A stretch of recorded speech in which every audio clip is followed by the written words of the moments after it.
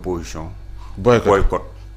Ces choses-là. Vous ne pouvez pas une partie de l'opposition une partie de l'opposition mënoo bokk réew mi ñu fal la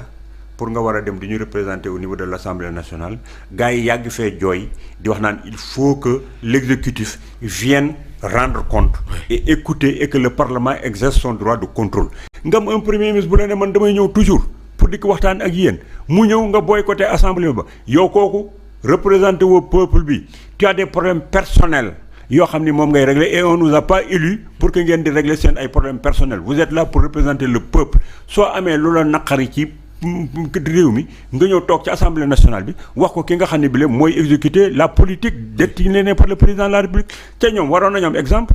le premier ministre Ousmane Sonko mais nekkoon na fi ci biir assemblée ba nekk fa benn singleton di rayante di fa def yoo xam ne man le Sonko que je préfère le Sonko qui me séduit c'était le Sonko qui était parlementaire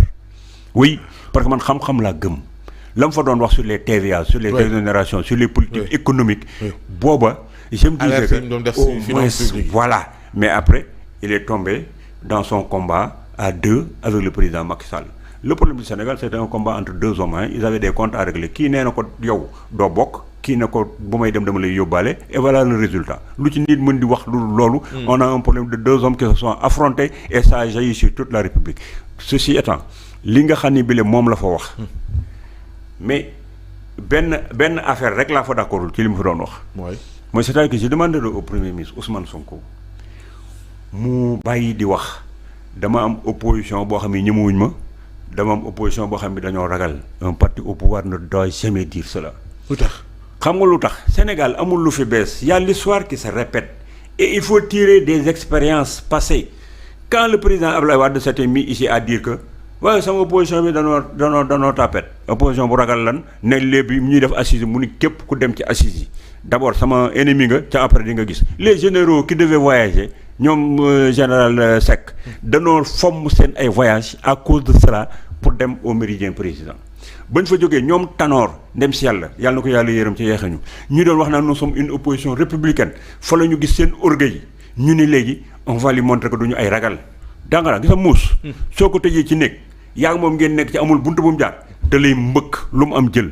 donc faut pas pousser Macky Sall wax na ko fi moom itam di dem fii di wax naan waaw opposition dugg na fi génn fi mais bi opposition bi jógee ba taxaw rëccu na lu mu ko doon wax xam na ne am na opposition on ne dit jamais cela un parti au pouvoir li mu bëgg mooy sérénité un débat bien ku bëgg a marche nga jaar fi nga waaj nga def marche pacifique def sa revendication mais man damay def focus ci li nga xam ni moo tax ñu fal ma donc parenthèse boobu mu fa indi ba nga xam ni am na un peu de nervosité ba tax ba jox fa l'impression que celui qui va gérer la justice et que ku wax dana la tëj ak affaire yooyu ça c'est quelque chose que Pastef et ses leaders doivent corriger deuxième chose que Pastef doit corriger vous ne pouvez pas être des directeurs et des ministres di toog di am yenn discours yi sur la place publique à travers les réseaux sociaux mooy ça nga toog par exemple Waly Diouf Bodian li ma ko dégg foofu mu ne léegi nañ dem seet waa APR yëpp ñu jàpp leen ñoom ñëpp nañ leen dugal leen ci kaso ba pare soog a seet c'est quelque chose à ne pas dire nit mënoo koo jël dugal ko ci kaso parce que gis nga ko ne comptam am na xaalis rek nga daal di nekk bon kaay tëj ça veut dire que vous reconduisez la CREI te ñoom nee nañu la CREI c'est une juridiction d'exception la nit ki bala nga koo tëj ci kaso bi na justice wax ko maa gis mais bu fekkee loolu dong la da nga doo tëj sax xoolal ay waa APR kese kon donc tout entrepreneur commerçant bu nekk Sénégal nga gis ko mu yor ay milliards demal nga tëj ko parce que y a des gens qui se sont enrichis nekk dans le secteur formel ou bien dans le secteur industriel à partir de leur relation avec le parti ou avec le pouvoir mais soo xoolee seen activité de production soo ko xoolee nga xool seen ay nga génne seen ay bilan nga jël ko doo ci gis kenn ci ñoom koo xam ne ki war naa am ay milliards ci kii bi ñu ci bari la wax néew ma da nga ci gis ñoo xam nii laa wax mais néew ma ñëpp parce que je connais le pays je l'ai pratiqué 35 ans de secteur privé j'ai été avec la douane avec les impôts avec tout je sais comment l'économie est structurée et je connais les pratiquants la véritable société privée bi nekk ci Sénégal gii mais ñoom premier ministre Ousmane Sonko am na fu ma fi amee sax déception ci ñoom parce que quand boo nekkee direction des impôts et domaines yow kenn waru laa wax quel est le secteur privé sénégalais bi nga xam ne fi la war nga teg sa loxo pour mën a liggéey réew mi parce que yow yaay gis bilan yi yow yaay ku vérifier ji société yi yow xam nga Ousmane Cissé moo nekk tel chiffre d'affaires tey lay def Thierno Lo mooy def lii ki ma def kon xam nga sa visage secteur privé kon soo bëggee wax ak sa secteur privé bëgg a développer sa réew xam nga ña nga war a convoquer mais doo toog di woo ay syndicalistes dikk wër la syndicaliste du secteur privé mooy nga jël syndicaliste yi nekk secteur privé bi ba pare syndicaliste yi ñoo nekk dans le domaine du travail nga dajale ñooñu ñëpp ne da ngay wax le problème de l'économie du Sénégal ça ne doit pas se faire passer interlocuteurs yi waaw interlocuteurs yi syndicalistes ñoo wax au nom du personnel ñoo wax au nom du patronat waaw non waaw les syndicalistes yi ñoo en terme personnel ñooñu mën naa ko comprendre mais dafa amoon foofu ci patronat bi ñoo xam ni ay CNES ak ay tel ñooñu ñu ngi woon foofu déglu ma ñooñu ce ne sont pas les capitaines d'industrie quand ils voyagent quand le président Macky Sall voyageait da daan jël gaa yooyu dugal leen ci biir avion bi yow xanaa xam ne bu la dugalee nga ne da ngay seet si Thierno Lo bala ngaa agsi ma google sa délégation su ma google sa délégation gis ni kenn ku ma ciy gis mu nekk un véritable capitaine d'industrie bu ngeen dikkee dans des séances B2B là doo am kenn koo waxal parce que mënoo defal groupement ak quelqu'un boo xam ne bi boo xoolee li muy def activité am ça ne génère rien amul benn capacité financière da ngay jël ay capitaine d'industrie yi nekk fii yor ay usines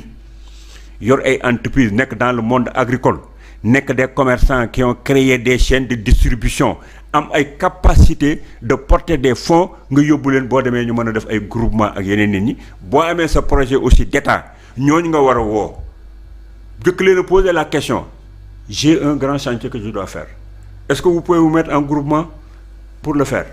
ñu ne la oui nga jox leen ko tu n'as pas besoin d'aller voir des Turcs ou quoi que ce soit la première interrogation la première chose bi nga war a jëf c'est de regrouper tes capitaines d'industrie leur parler de tes projets luñ ci mun a def nga accompagner leen nga def ko la première souveraineté commence par ça te yooyu defuñu ko mais boo dikkee bëgg a defar réew tu es entouré par les gens qui étaient avec tout le monde man le premier ministre le ministre Mabouba mais moom décrété bu yàggul dara affairisme d'État Mabouba jeex na Mabouba li mu def nii la dernière fois là quand je l'ai vu là mu def benn réunion il m'intéresse beaucoup parce que l'agriculture m'intéresse c'est pourquoi je le prends comme exemple et je sais qu'il a une ambition de bien faire gis nga bi ma toogee mu toog dajale les compartiments de son ministère ak quelques bailleurs mu ni j'ai constaté que même au niveau de mon ministère il y a des directions qui ne se parlent pas benn mu ni deuxièmement on a énormément de bailleurs de fonds au niveau de ce département qui ne se parlent pas et puis bailleurs de fonds yaa ngi toog ñoom ñëpp ñu toog moo ko ma ne enfin quelqu'un qui comprend et s'il a le courage d'aller jusqu'au bout il peut changer les choses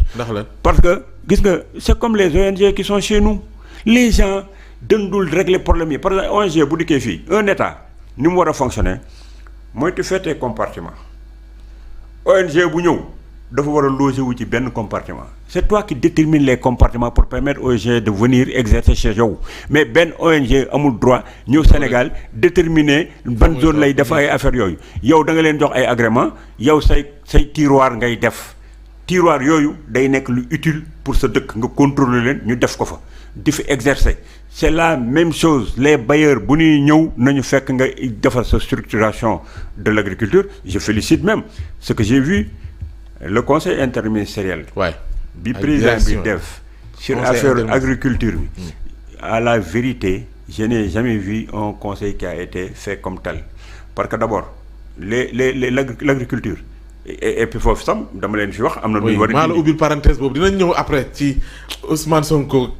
tolérance zéro parce que moo ñu indi ñu dugg fii mais may naa la parenthèse boobu noonu demal dama xam nga man je les suis parce que nit ki soo ko bëggee critiquer da nga koy suivre je les suis pas à pas gis nga bi may xoolee seen structuration bi ñuy def pour affaire agriculture bi d'abord tu vois qu'il y a la diversification de l'agriculture parce qu'au Sénégal quand on dit des milliards c'est des milliards que nous mettons dans l'arachide le plus souvent et l'arachide a le plus bas prix du domaine agricole et ça ne nourrit pas son homme vous mettez 100 et quelques milliards ci secteur agricole et puis bu ñu wax agriculture ñoom presque gerte gi la c'est le financement de l'agriculture loolu c'était les semences il faut aller chercher les intrants après il faut déterminer le prix de l'agriculture te boo paree soo ko xoolee si c'était une entreprise nga xool ko perte ngay def fay nga war a dem parce que il y a pas la transformation qu'il faut, il y a pas la production qu'il faut, et l'essentiel de ça c'est-à-dire que le paysan ne vit pas de l'agriculture. Mais bi ma gisee ñu structurer diversification xam nga boo toogee fi ñu war a dem def ay aviculture kii nu mu tuddati horticulture. nga gis l'horticulture moo ëpp xaalis gerte ay fraises moo ëpp xaalis gerte. ay transformation des fruits ak affaire yu yëpp li ñu war a def yëpp ci chaîne bi ma gis ñu décrire ko. dem ba ci ay élevage moo ëpp fuuf baykatu gerte.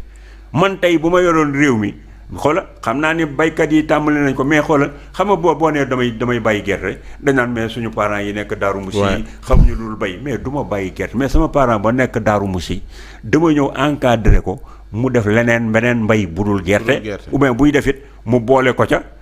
mais la koy jox alal dëggantaan def ko agriculture dëggantaan na du gerte du ma ko defloo dana ko def de mënu koo bàyyi parce que tradition la ci la juddu mais danaa ko defloo leneen te loolu décrire nañ ko ci seen affaire boobu. mais ni ñu koy defee nañu jël la répartition des sommes bi nga xam ne jël nañ ko pour le développement du secteur agricole. nañ ko jël yóbbu ko ci yeneen variétés yi yóbbu fa xale yi ñu liggéey fa gis nga ay PUDC. aujourd'hui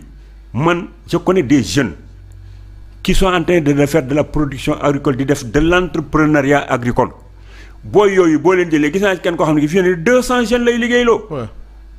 ki da nga gis xale bu jigéen boobu nekk ci kii bi di jaay tomate yeeg carottes yeeg affaire yooyu. lu mu yor du entreprise la yor sol jiinam. nekk ci àll bi di bay. ñooñu ci seen bopp le ministre de l'agriculture war a jël dem encadrer leen ñu jël xale yi dupliquer li ñuy def à travers le Sénégal. On absorbe donc le problème du chômage, on crée l'autosuffisance alimentaire en diversifiant les variétés. Beneen affaire boo xam ne sax xool les anciens ministres là qui ont quitté. mais man